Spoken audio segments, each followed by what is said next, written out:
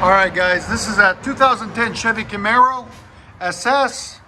What we did on it for the customer is it's got high flow BBK headers and high flow catalytic converters, and he just got these CORSA mufflers that were used that he had on it and cut them off, then he put them back on, and we just put some 4-inch black tips on it for him on this side and this side.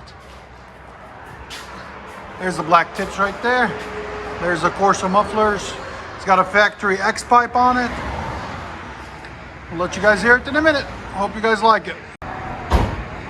2010 Chevy Camaro SS.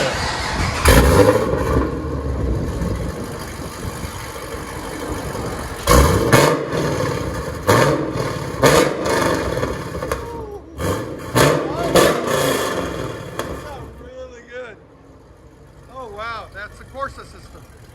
CORSA mufflers. Wow. I like it. Yeah, those tips would have looked a lot better on it.